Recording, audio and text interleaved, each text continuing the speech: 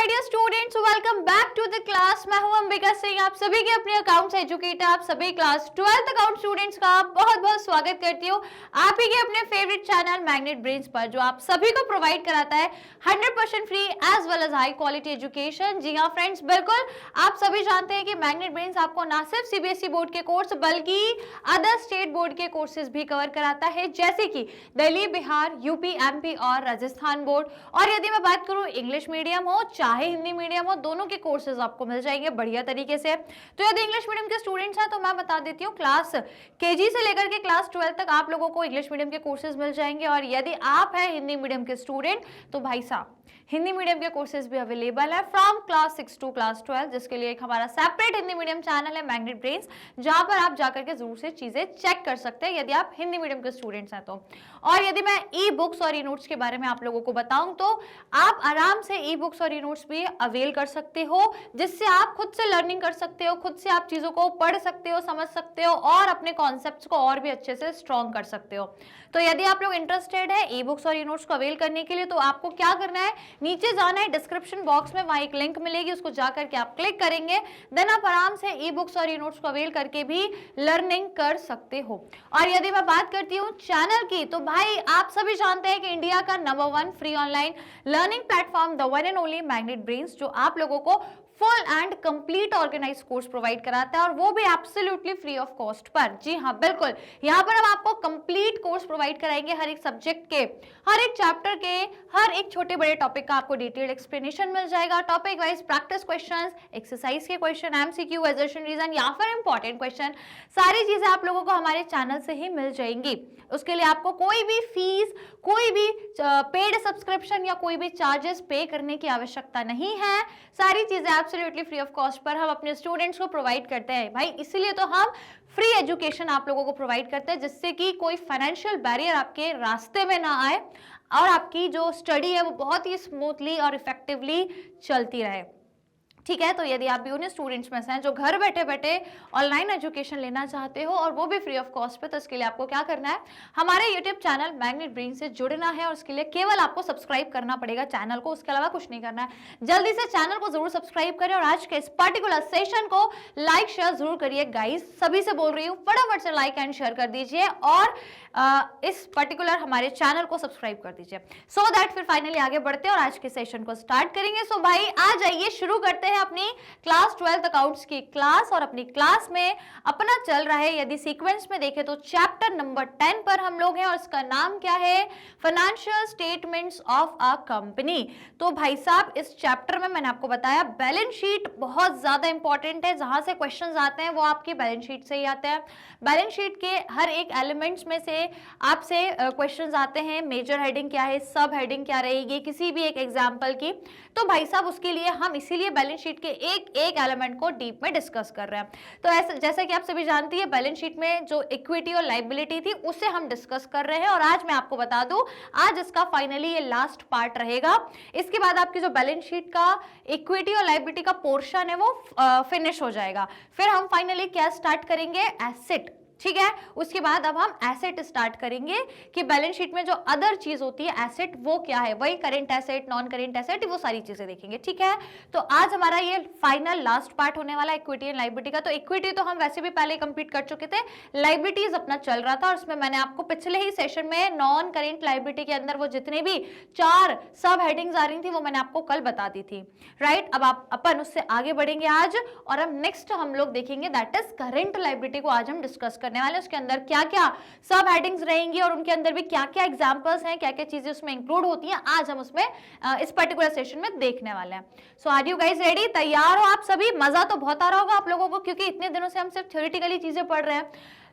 Boring भी लग रहा होगा, मतलब बोरिंग इस तरीके से कि यार कोई प्रैक्टिकल क्वेश्चन क्यों नहीं आ रहा मैम, क्योंकि हम अकाउंट्स के स्टूडेंट हैं तो हमें लगता है कि यार कहीं ना कहीं प्रैक्टिकल क्वेश्चन आना चाहिए, सॉल्व करना, वो एडजस्टमेंट्स करना।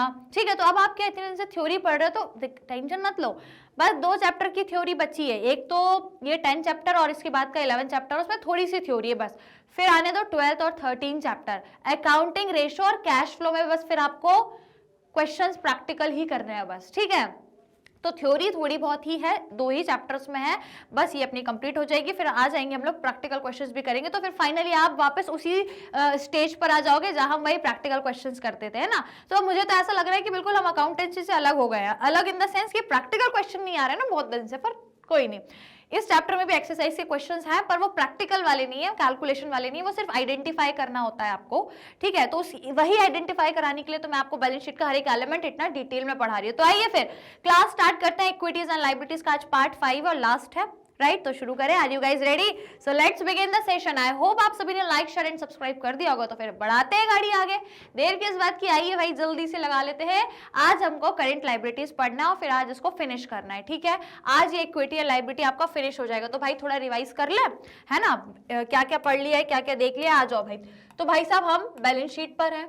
बैलेंस शीट में जैसे कि आपको पता ही है, सबसे पहला जो होता है, क्या होता है, मेरे साथ बोलते जाना, ठीक है। सबसे पहला क्या होता है, इक्विटी एंड लायबिलिटीज होता है, ठीक है। इसके बाद क्या होता है भाई साहब, इसके बाद यहां पे यदि देखें तो नंबर 1 हम क्या लिखते हैं student, share holders fund, share holders fund. अब मैं आपको सारी चीजें नहीं बता रही हूँ, जो जो पढ़ लिया वो आपको पता ही है, ठीक है। इसके अंदर 3 चीजें आती हैं, आपको पता ही है, share capital, reserves and surpluses, और आपका जो amount received against share warrant, वो तीनों चीजें आती हैं, दैट वी हैव डन, ठीक है। तो मैं बस यूं ही लिख देती हूँ आपको ABC, ठीक है। उसके बाद हमने सेकेंड भी पढ़ लिया था, क्या, एप्लीकेशन मनी रिसीव्ड या फिर share application money, share application money received, नहीं शेयर एप्लीकेशन मनी है पेंडिंग अलॉटमेंट, ठीक है, पेंडिंग अलॉटमेंट, ठीक है भाई साहब। ये हो गया आपका दूसरा। फिर भाई साहब तीसरा फाइनली हमने क्या स्टार्ट कर दिया था, लायबिलिटी पोर्शन, जिसमें हमने लास्ट वाले पार्ट में ही, लास्ट क्लास में क्या डिस्कस किया था, नॉन करेंट लायबिलिटी डिस्कस कर चुके थे। इसके अंदर भी आपके 4 चीजें थी जो हम देख चुके थे, ठीक है। हमारी long term borrowing, deferred tax हमने देख लिया था, other current, other non current liabilities भी हमने देख ली थी। तो ऐसे करके सारी चीजें, और आपका लॉन्ग टर्म देखो इसमें क्या क्या थी, 4 चीजें इसमें क्या क्या थी। सबसे पहले share capital, reserves and surpluses, और जो शेयर अमाउंट, नहीं क्या था, share application amount received under क्या था, शेयर वारंट, है ना। शेयर वारंट के यदि आपको एप्लीकेशन अमाउंट रिसीव होता है, ठीक है, उसको जो शेयर वारंट के होता है, वो हमने यहाँ पे तीसरी चीज देख ली थी, ठीक है, application money received under share warrant. उसके बाद यहाँ पे क्या देखा था हमने, share application money pending allotment, ये देख लिया था हमने, ये दूसरी चीज हो गई थी। तीसरा हमने स्टार्ट कर दिया था non current liability. Non current liability में सबसे पहला क्या था आपका, लॉन्ग टर्म बोरोइंग। दूसरा क्या था आपका, डिफर्ड टैक्स लायबिलिटीज, ठीक है। तीसरा क्या था आपका, अदर नॉन करेंट लायबिलिटी, और लास्ट फोर्थ क्या था, लॉन्ग टर्म प्रोविजंस। ये सब हमने डिस्कस कर लिया है। फाइनली आज आ गए हैं हम फोर्थ पे। फोर्थ रहेगा आपका करेंट लायबिलिटीज, करेंट लायबिलिटीज, है ना। यहाँ थर्ड पे क्या था, amount received against share warrant, ठीक है। मैं इन दोनों में कंफ्यूज हो जाती हूँ। तो यहाँ पे था amount received against share warrant, और ये है share application money pending allotment, ठीक है। तो आज हम फोर्थ से स्टार्ट करने वाले हैं। अब इसके अंदर क्या क्या चीजें आती है ये देखेंगे, ठीक है भाई साहब। चलिए आ जाओ फिर। करेंट लायबिलिटी तो हमने ये वैसे ही भी पहले बहुत अच्छे से पढ़ चुका है, क्योंकि पहली जो क्लास थी हमारी लायबिलिटी की, उसमें मैंने आपको सबसे पहले यही बताया था कि भाई साहब कोई भी ऐसी लायबिलिटी जिसको आपको विद इन 12 मंथ्स पे करना है, विद इन 12 मंथ्स यदि आपको सेटल करना है, so that comes under your current liability. तो वो आपकी 1 महीने मतलब सॉरी 1 साल या 12 महीने के अंदर अंदर होनी चाहिए पे ऑफ, एक ऑपरेटिंग साइकिल के अंदर अंदर होनी चाहिए पे ऑफ, बैलेंस शीट बनने से पहले हो जानी चाहिए, और उसकी जो मैच्योरिटी है वो 12 महीने के अंदर हो, 12 महीने से ज्यादा एक्सटेंड ना हो। तो ये कुछ कंडीशंस हैं। यदि कोई भी लायबिलिटी इन कंडीशंस में से कहीं भी फॉल होती है तो वो आपकी करंट लायबिलिटी है, ये हम पढ़ चुके थे। अब इसके कुछ एग्जांपल्स फाइनली हम लोग देख लेते हैं। तो ये schedule 3 of the companies act 2013 prescribe that current liability shall be classified into. तो करंट लायबिलिटी तो हमने पहले पढ़ ली थी। अब ये कितनी कैटेगरीज की है, तो अगेन ये भी 4 कैटेगरी की हैं, केवल 4। क्या क्या, short term borrowings, trade payables, other current liabilities और शॉर्ट टर्म प्रोविजन, ठीक है। क्या क्या है फिर से देखो, शॉर्ट टर्म बोरोइंग जैसे कि फॉर एग्जांपल मैंने सिर्फ 6 महीने के लिए लोन लिया, मैंने केवल 6-7 महीने के लिए डिबेंचर इशू करे, so that will comes under short term borrowing. Then trade payables, अब ट्रेड पेबल्स वहां भी देखा था हमने काय में, नॉन करेंट लायबिलिटी में भी ट्रेड पेबल्स देखा था, काय के अंदर अदर लॉन्ग टर्म। देखो यहाँ पे जो था ना अपना नॉन करेंट लायबिलिटी में तीसरे नंबर पे क्या होता था, अदर नॉन करेंट लायबिलिटी में हम ट्रेड पेबल्स लिखते थे यदि वो हमको 1 साल से ज्यादा के लिए 1 साल बाद तक यदि हमको पे करने हैं तो। क्लियर। अब देखो यहाँ पे यदि देखें तो यहाँ पे ट्रेड पेबल कौन से हैं जो विद इन 12 मंथ्स पे हो रहे हैं, तो वो आपके करंट लायबिलिटी में आएंगे। देन अदर करंट लायबिलिटी कोई अन्य प्रकार की लायबिलिटी है तो राइट। उसके बाद शॉर्ट टर्म प्रोविजन मैंने आपको पिछले सेशन में ना प्रोविजन बहुत अच्छे से समझा दिया था। वैसे तो प्रोविजन आपके 11th में भी था, लेकिन यदि आपने ध्यान नहीं दिया होगा तो मुझे मालूम है आप भूल गए होंगे, है ना। आपको लग रहा होगा प्रोविजन 11th में पढ़ा ही नहीं है, भाई पढ़ा है। डेप्रिसिएशन चैप्टर याद है 11th में आपने पढ़ा होगा, उसमें है आपका प्रोविजन का भी कॉन्सेप्ट, प्रोविजन एंड रिजर्व्स। ठीक है, तो डोंट वरी, ये पार्ट 5 है। इसके बाद एसेट स्टार्ट करने से पहले एक काम करते हैं हम लोग, जो नेक्स्ट सेशन लेंगे ना उससे तो वैसे मुझे एसेट स्टार्ट कराना था पर कोई दिक्कत नहीं है, मैं नेक्स्ट सेशन में आपको प्रोविजन और रिजर्व में डिफरेंस बता दूंगी, एक बार डिफरेंस बता दूंगी, उसके बाद फिर हम एसेट स्टार्ट करेंगे। ठीक है, तो आपको प्रोविजन और रिजर्व में हम डिफरेंस क्लियर हो जाएगा। तो भाई साहब ये 4 चीजें जो आएंगी, तो आइए इनको एक एक करके पढ़ लिया जाए और समझ लिया जाए। तो सबसे पहला है शॉर्ट टर्म बोरोइंग्स। तो चलो हम लोग लिख लेते हैं भाई, ये हम नई नई चीजें स्टार्ट करें तो लिख लो इसको, short term borrowing.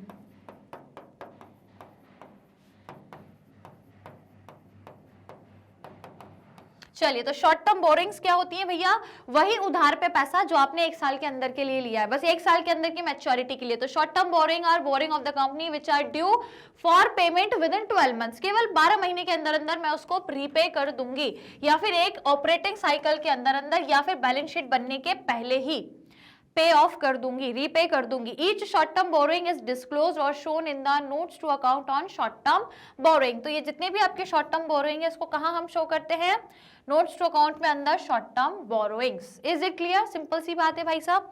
Short term borrowing जैसे कि एग्जांपल दिए होंगे यहाँ पे, बिल्कुल क्या क्या है, loan repayment on demand. Demand मतलब भाई साहब मैंने लोन लिया बैंक से और या किसी से भी लोन लिया डिमांड पर। डिमांड मतलब जब वो मांगेगा तब लौटा दूंगी। तो जब वो मांगेगा मतलब हो सकता है वो 1 हफ्ते बाद, 15 दिन बाद, 1 महीने बाद या 4 महीने बाद, जब भी लौटाएगा, जब भी वो डिमांड करेगा तो मैं उसको लोन रीपे कर दूंगी। तो जब भी आप लोन इस तरीके से लेते हो कि उसका रीपेमेंट डिमांड पर हो जाएगा, कि जैसे मैंने फॉर एग्जांपल किसी से लोन लिया और डिमांड पर, कि जब आप डिमांड करोगे मैं आपका पैसा लौटा दूंगी, तो अब उसको मान लो 2 महीने बाद जरूरत पड़ गई, तो वो 2 महीने बाद भी यदि डिमांड करेगा तो वो मुझे पैसा उसको रीपे करना पड़ेगा। इसको बोलते हैं लोन रीपेमेंट ऑन डिमांड। और वो डिमांड बेसिकली 1 साल के अंदर अंदर ही होनी चाहिए।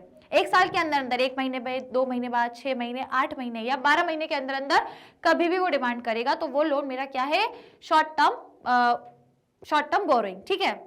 नाउ बैंक ओवरड्राफ्ट और कैश क्रेडिट फ्रॉम बैंक। कई बार हम बैंक से ओवरड्राफ्ट ले लेते हैं। ओवरड्राफ्ट मतलब मान लो मेरा बैंक में केवल 1 लाख रुपए था, मुझे जरूरत पड़ी 1,20,000 की, तो मैंने 1,20,000 ले लिया। तो बैंक में तो 1 लाख था, वो 20,000 जो एक्स्ट्रा लिया दैट इज ओवरड्राफ्ट। अब वो ओवरड्राफ्ट के लिए बैंक इंतजार नहीं करेगी कि 1 साल 2 साल बाद जब मन करे पैसा दे देना। ऐसा करोगे तो बैंक इंटरेस्ट काटेगी और इतना इंटरेस्ट कर देगी कि वो 20,000 आपके 2 लाख के बराबर बन जाएंगे। ठीक है, और ये अलाउ भी नहीं है कि इतने दिन तक आप वो पैसा ना दो। तो बैंक जो है वो तुरंत आपसे बोलेगी कि यार आपने ओवरड्राफ्ट करा है, जितने जल्दी हो सके पैसा वो 20,000 वापस से जमा करो बैंक में। ठीक है, तो आपने ओवरड्राफ्ट करा 20,000 का, वो आपको जितने जल्दी हो सके वो जल्दी से जल्दी बैंक को देना पड़ता है, अदरवाइज बहुत चार्जेस और बहुत इंटरेस्ट बैंक जो है वो चार्ज कर लेगी। ठीक है, तो यदि ऐसा कुछ है तो ये शॉर्ट टर्म बोरोइंग है आपकी, right. Then current maturity of long term debt. मेरे 5 साल से कोई डेट थे, 5 साल का, सपोज मैंने कोई लोन लेके रखा था, आज इस साल देख रही हूं तो वो 5 साल पूरे हो रहे हैं और इसी साल मुझे वो पैसा लौटाना है, मैच्योरिटी इसी साल आ गई तो वो करेंट मैच्योरिटी है, तो वो मेरा शॉर्ट टर्म बोरोइंग में आ जाएगा, क्योंकि इसी साल मुझे पैसा लौटाना है। लोन भले वो 5 साल पुराना था लेकिन इस साल पैसा लौटाना है, so that will comes under current maturity of short term long term loans या long term debt. Then loan from other parties repayable within 12 months from the date of loan. किसी भी पार्टी से loan लिया हो, फलाना ठिकाना जिससे भी लिया हो, यदि लौटाना पड़ रहा है 12 महीने के अंदर अंदर, दैट इज रीपेमेंट यदि 12 मंथ्स के अंदर अंदर करना है, then that will also comes under short term borrowings. ठीक है भाई साहब। Then deposit. डिपॉजिट कौन से? शॉर्ट टर्म के। क्या आपके यहाँ किसी ने पब्लिक डिपॉजिट शॉर्ट टर्म के लिए 1 साल के अंदर सिर्फ 6 महीने के लिए किसी ने आपके पैसे जमा करके गया है, 6 महीने बाद आपको लौटाना है, विद इंटरेस्ट लौटाना है, so that will your short term borrowing. Other loan and advances, तो कोई भी अदर लोन हो सकते हैं, कोई भी एडवांसेस है जो आपका 1 साल के अंदर का है, so that all comes under short term borrowing. कोई दिक्कत, कोई परेशानी भाई साहब? राइट, आइए फिर current maturity of long term borrowing तो आप बहुत अच्छे से जानते ही हैं। कोई भी लॉन्ग टर्म का डेट था, जैसे कि amount of due to be paid within 12 months और within the period of an operating cycle या बैलेंस शीट से पहले, तो वो जो बोरोइंग है जिसमें आपको इसी साल पैसा लौटाना है, दैट इज करेंट मैच्योरिटी जो है वो इसी साल है, तो उसको आप क्या बोलते हो? Current maturity of long term date. ठीक है, 5 साल से लोन लेके रखा था, ये 5वां साल ही अब इस साल लौटाना है, तो ये क्या है? करेंट मैच्योरिटी है, इसी साल पैसा देना है। काय पे देना है पैसा? वो लॉन्ग टर्म डेट पर। ठीक है, राइट, ये टर्म तो हम बहुत अच्छे से समझ ही चुके हैं। राइट, अब आइए number B, that is trade payables. तो अगली चीज क्या इंक्लूड होती है यहाँ पे? Trade payables. What do you mean by trade payables? मैंने आपको शायद जो पिछली क्लास थी उसमें भी बताया था भाई साहब, ट्रेड पेबल्स मतलब ऐसा अमाउंट जो मुझे पे करना है और वो किससे रिलेटेड है? मेरी बिजनेस की एक्टिविटी से, ट्रेडिंग एक्टिविटी से रिलेटेड है। किससे रिलेटेड? ट्रेडिंग एक्टिविटी से रिलेटेड। यदि मुझे कोई अमाउंट पे करना है, जिसमें अब ट्रेडिंग एक्टिविटी क्या होती है? परचेज और सेल्स। परचेज और सेल्स से रिलेटेड यदि मुझे कहीं पे अमाउंट देना है, लेकिन वो 1 साल के अंदर अंदर देना है, 1 साल से ज्यादा दूंगी तो वो लॉन्ग टर्म बोरिंग में चला जाएगा। लॉन्ग टर्म बोरिंग नहीं, सॉरी, नॉन करेंट लाइबिलिटी में चला जाएगा। लॉन्ग टर्म लाइबिलिटी में आएगा वो ट्रेड पेबल्स के नाम से। लेकिन यदि 1 साल के अंदर अंदर देना है तो वो करेंट लाइबिलिटी में जाएगा और किसके अंदर जाएगा? Trade payables. ठीक है, तो the term trade payable is defined in the schedule 3 of the companies act 2013 as the amount payable against purchase of goods और services taken in the normal course of business and include both sundry creditor and bills payable. ठीक है, क्या मतलब हो गया इसका? कि देखो, जो भी मेरा नॉर्मल बिजनेस का काम है, मेरा नॉर्मल जो बिजनेस एक्टिविटी है, जैसे कि कुछ परचेज किया मैंने, गुड्स उधार पे करा था, मैंने बोला था मैं आपको 6 महीने बाद पैसा दे दूंगी, या मैंने कोई सर्विस ली थी अपने बिजनेस से रिलेटेड, बिजनेस के लिए किसी से कोई सर्विस ली थी मैंने, और मैंने कहा था मैं आपको 1 साल के अंदर अंदर पैसा दे दूंगी, तो मतलब मेरे बिजनेस की एक्टिविटी, सेलिंग से, कोई सर्विस लेना, किसी चीज को परचेज करना, तो बिजनेस की ट्रेडिंग एक्टिविटी से रिलेटेड यदि मुझे कहीं पे अमाउंट पे करना है तो उसको हम कहाँ पे शो करते हैं? अपने ट्रेड पेबल्स में। अब इसमें आपके सन्ड्री क्रेडिटर्स इंक्लूड हो जाते हैं और आपके बिल्स पेबल। ठीक है, सन्ड्री क्रेडिटर्स कौन? जिनको मुझे पैसा देना है 1 साल के अंदर अंदर यदि देना है तो, और बिल्स पेबल मतलब वही जिन पे मुझे ट्रेडिंग से रिलेटेड पैसा जब लौटाना होता है तो उसको हम बोलते हैं बिल्स पेबल। क्योंकि बिल्स क्यों जुड़ा हुआ है? क्योंकि होता क्या है, सपोज मेरा सप्लायर, मैंने उसको बोला यार मैं तुम्हें 6 महीने बाद पैसा दूंगी, अब वो बोल रहा है मैडम क्या सबूत है कि आप मुझे पैसा दे दोगी? तो मैं बोलूंगी टेंशन मत लो, ये लो बिल, ये ले लो बिल। ठीक है, अब ये बिल है, इसमें साफ लिखा है कि मैं तुम्हें 6 महीने बाद पैसा दूंगी, तुमने मुझे ये चीजें दी है, ये परचेज किया है मैंने तुमसे, ये रॉ मटेरियल परचेज करा है, लेकिन मैंने उधारी पे करा है, पूरी डिटेल लिखी और मैंने बोला कि विद इन 6 मंथ में आपको पैसा लौटा दूंगी। अब ये बिल मैंने उसको दे दिया, 6 महीने बाद इस बिल पे मैं पैसा दे दूंगी उसको, दैट इज बिल्स पेबल। ठीक है, समझ आ गया? तो ये है आपके, दोनों चीजें आती हैं, दोनों चीजें आएंगी। एक तो आपके सन्ड्री डेटर्स भी, सॉरी सन्ड्री क्रेडिटर्स है, मतलब उधारी 2 तरीके से होती है। एक तो नॉर्मल उधारी हो गई कि क्रेडिटर, उनको बिल की जरूरत नहीं है, वो मेरे पे भरोसा करते हैं। अब भैया 2 तरीके के लोग हैं, एक वो होंगे जो मुझे भरोसा करते हैं, वो तो फिर मुझे बिना कोई बिल या बिना कोई एविडेंस के पैसा मेरे ऊपर उधार कर देंगे, उनको टेंशन नहीं है, तो वो सिर्फ सन्ड्री क्रेडिटर है मेरे, कि यार उनने कोई ऐसा सबूत या कोई ऐसा एविडेंस नहीं है। नॉर्मल मैंने उनको बोला कि मैं 6 महीने बाद पैसा दूंगी, वो मान गए, राइट? तो वो क्या है? Sundry creditors. और भाई अब कुछ लोग हैं शायद जिन्हें मुझ पर भरोसा नहीं होगा कि मैम ने पैसा नहीं दिया, तो उनके लिए मैंने एक बिल बना दिया और उनको दे दिया। अब ये एज अ एविडेंस उनके पास है कि मैम 6 महीने बाद पैसा देंगी। ठीक है भाई साहब, क्लियर हुआ? तो ये दोनों आपके ट्रेड पेबल्स में आते हैं। अब चाहे वो 1 साल के अंदर अंदर के होंगे तो शॉर्ट टर्म, और 1 साल के ज्यादा के होंगे तो वो लॉन्ग टर्म हो गई, नॉन करेंट लाइबिलिटी, अदरवाइज ये करेंट लाइबिलिटी हो गई। नाउ अब आपका जो अदर है, अदर करेंट लाइबिलिटीज। ठीक है, सी में यदि देखें तो अदर करेंट लाइबिलिटीज, यहाँ पे बी के बाद सी, अदर करेंट लाइबिलिटी। तो भाई अदर करेंट लाइबिलिटी में कोई भी ऐसी लाइबिलिटी जो विद इन 12 मंथ्स आपको पे करनी है तो वो इसके अंदर आ जाएगी। All current liability that are not short term borrowing और ट्रेड पेबल आर क्लासिफाइड और shown as other current liability, तो ऐसी कोई भी लायबिलिटी जिसको आप ना ट्रेड पेबल्स में शो कर रहे हो ना शॉर्ट टर्म बोरिंग में, तो ऐसी कोई भी है, वो क्वेश्चन पे डिपेंड करता है, कोई भी ऐसी चीज है तो आप उसको यहाँ पे शो कर सकते हो, कोई दिक्कत परेशानी नहीं है। ठीक है भाई साहब, आइए फिर लास्ट, अच्छा इसके अंदर क्या शामिल होता है वो भी देख लो। तो ये जो है ना अदर करेंट लायबिलिटीज में आप क्या क्या इंक्लूड कर सकते हो, तो इसके अंदर आप interest accrued but not due on borrowing, तो आपका इंटरेस्ट अक्रू हो गया पर यदि वो ड्यू नहीं है बोरिंग पे तो वो आप यहाँ पे शो करोगे। Then interest accrued and due on borrowing, तो इंटरेस्ट अक्रू हो गया, आपको इंटरेस्ट पे करना है। देखो इंटरेस्ट कौन सा है, ये जो इंटरेस्ट आपको पे करना है, क्योंकि लायबिलिटी उसी चीज की होती है ना जो आपको पे करना होता है, ऐसा तो नहीं आपको मिलने वाला है। रिसीव्ड वाला इंटरेस्ट नहीं है कि रिसीव्ड होगा तो वो एसेट में आता, ठीक है, ये वो इंटरेस्ट है जो आपको पे करना है, देना है। तो अक्रू हो गया है, इनकर हो गया, आपको पे करना है, लेकिन यदि वो ड्यू नहीं है तो आप उसको अदर करेंट लायबिलिटी में लिखोगे। और यदि इंटरेस्ट अक्रू हो गया, इंटरेस्ट पे करना है आपको, लेकिन यदि वो ड्यू है तो वो भी दोनों कंडीशन में वो आपका काय में आएगा, अदर करेंट लायबिलिटी में। फिर तीसरा इनकम रिसीव्ड इन एडवांस, अब यदि आपको कोई इनकम एडवांस में रिसीव हो जाती है तो आपके लिए बर्डन बन जाता है ना, लेकिन यदि वो 1 साल के अंदर की चीज है कि मतलब मुझे जो पैसा मिला एडवांस में उसके लिए मुझे 1 साल के अंदर अंदर ही उसका काम करके देना है, तो वो काय में आएगा, करंट अदर करंट लायबिलिटी में आ जाएगा, राइट। और हाँ, जैसे एडवांस मिला और यदि मुझे 1 साल बाद उसका काम करना है तो वो फिर नॉन करेंट लायबिलिटी है। पर करेंट लायबिलिटी क्या है आपकी, यदि इनकम रिसीव हुई है एडवांस में। तो अनपेड डिविडेंड्स, ये अनपेड डिविडेंड्स क्या होते हैं, ऐसा डिविडेंड जो आपने डिक्लेयर कर दिया लेकिन अभी आपने पे नहीं करा है, अब करना तो पड़ेगा, आपने डिक्लेयर कर दिया, आपने डिक्लेयर कर दिया कि भाई साहब डिविडेंड दे रहे हैं हम, मान लो जितना भी बन रहा है, डिविडेंड किसको दिया जाता है, शेयर होल्डर्स को। तो कंपनी ने डिविडेंड डिक्लेयर कर दिया कि शेयर होल्डर को इतना डिविडेंड देना है, पर अभी तक पे नहीं करा है, अभी तक पे नहीं किया, वो अनपेड है, तो भाई देना तो पड़ेगा ना। आपने डिसाइड कर दिया, डिक्लेयर कर दिया, अब आपको पे भी करना है, तो पे करना है तो अभी आपकी ये क्या है, लायबिलिटी है।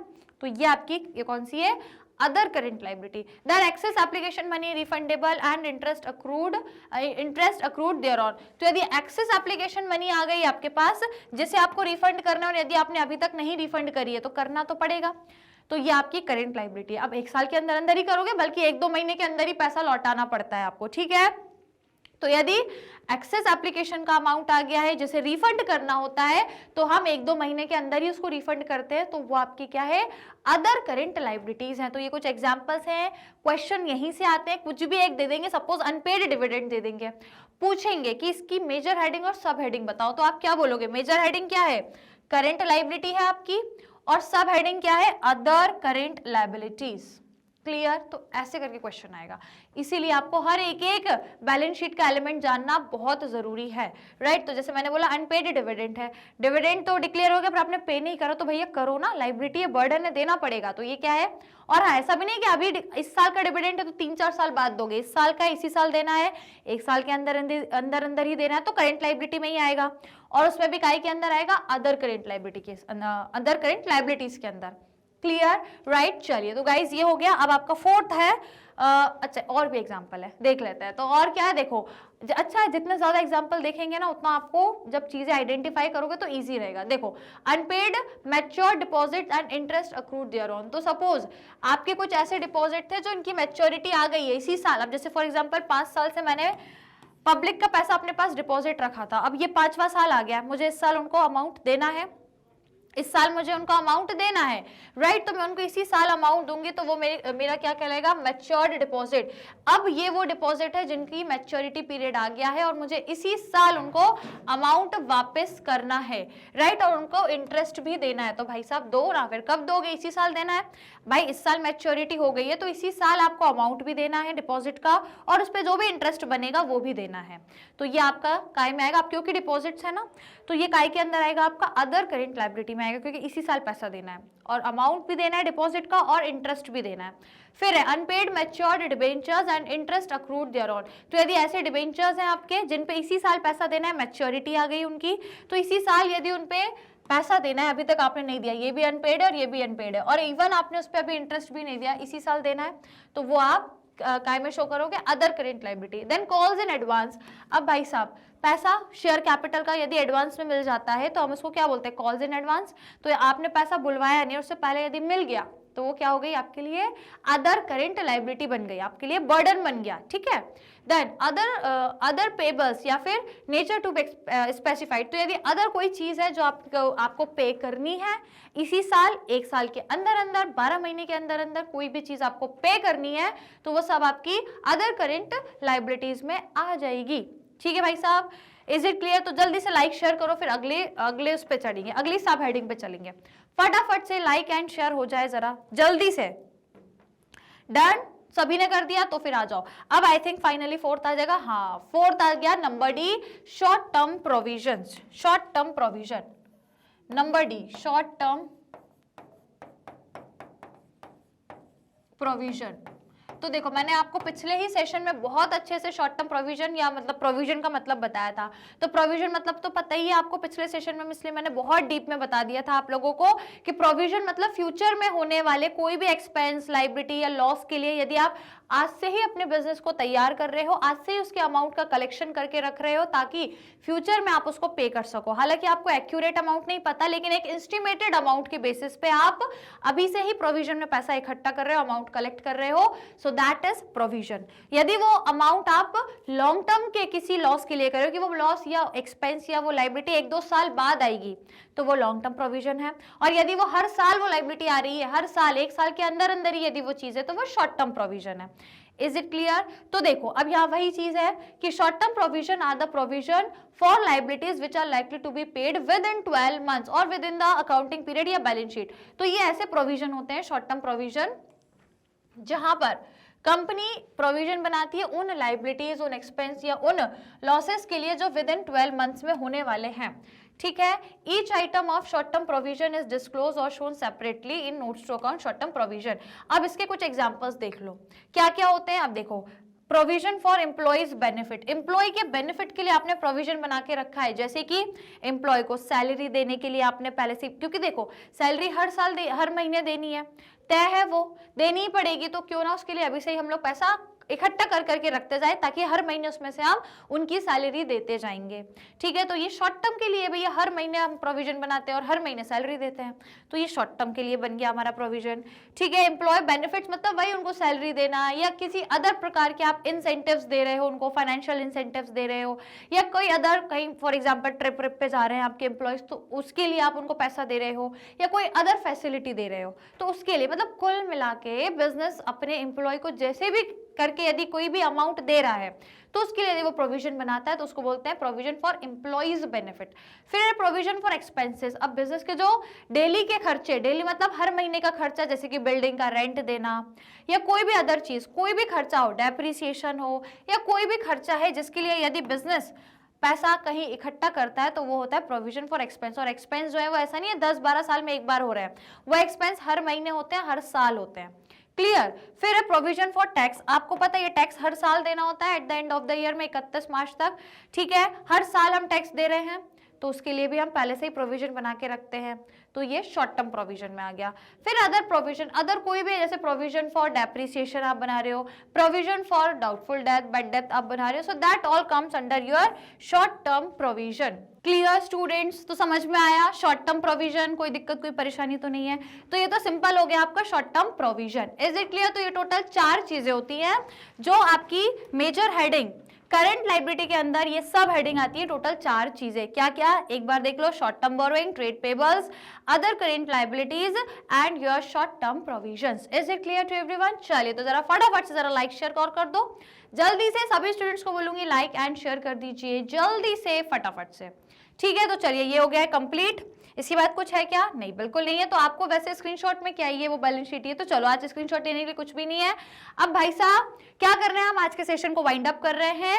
अब फाइनली यहाँ पर अपना बैलेंस शीट का देखो, बैलेंस शीट जो है ना इसका, ये बैलेंस शीट का इक्विटी लायबिलिटी का पोर्शन होता है खत्म, खत्म हो जाता है यहाँ पे, राइट। हम लोगों ने ये भी देख लिया, इक्विटी का पोर्शन था यहाँ तक, पहला और दूसरा इक्विटी थी, तीसरा और चौथा लायबिलिटी स्टार्ट हो गई थी, तो equity liability we have done.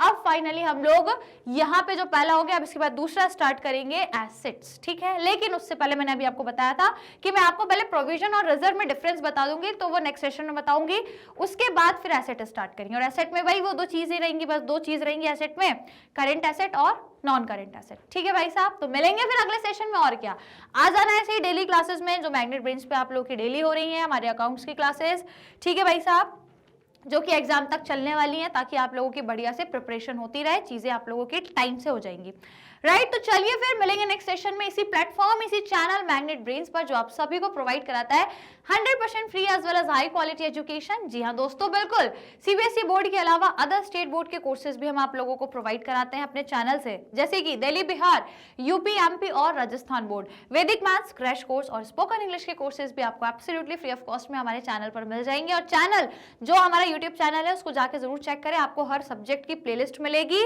उसमें उसके पूरे एक्सप्लेनेशंस मिल जाएंगे, बहुत सारे प्रैक्टिस क्वेश्चंस मिल जाएंगे, तो जाके चेक जरूर करना। और क्या करना, चैनल को सब्सक्राइब करना बिल्कुल नहीं भूलना। इसके अलावा मोबाइल ऐप आप हमारा डाउनलोड कर सकते हो, अदरवाइज हमारी जो वेबसाइट है उस पर भी कंप्लीट कोर्स अवेलेबल है, जिसको आप आराम से जा करके चेक कर सकते हो और फ्री में कोर्सेज एक्सप्लोर कर सकते हो। और यदि आप ई बुक्स और ई नोट्स को अवेल करके अपनी लर्निंग को और भी स्ट्रॉन्ग करना चाहते हो, अपने कॉन्सेप्ट्स और अच्छे से पढ़ना चाहते हो, तो आप बिल्कुल कर सकते हो। उसके लिए करना है क्या है, नीचे डिस्क्रिप्शन बॉक्स में जाना है, जाकर के चेक करना है, तो आपको आराम से ई बुक्स और ई नोट्स अवेल कर सकते हो आप, राइट। और हाँ, यदि आप other social media platform use करते हो, जैसे YouTube, Facebook, Instagram, Twitter and WhatsApp, तो यहाँ पर आप हमें जरूर फॉलो करें, फॉलो करके अपनी लर्निंग को और भी इंटरेस्टिंग और भी अमेजिंग बनाए, तो जरूर से फॉलो करिएगा। और आज के सेशन को लाइक शेयर कर देना, बिल्कुल भी मत भूलना, जरूर से लाइक शेयर करना। तो भाई, और इसके साथ क्या करना है, चैनल को सब्सक्राइब भी करना है, ठीक है भाई साहब। तो चलिए फिर मिलेंगे नेक्स्ट सेशन में, कुछ और नए टॉपिक लेकर आऊंगी, अब रिजर्व्स एंड प्रोविजन के बारे में डिस्कस करेंगे। तो गाइज मिलेंगे फिर हम लोग नेक्स्ट सेशन में, तब तक अपना ध्यान रखिए, टेक केयर, पढ़ते रहिए, हंसते रहिए, खुश रहिए, मिलेंगे नेक्स्ट सेशन में, take care and keep learning.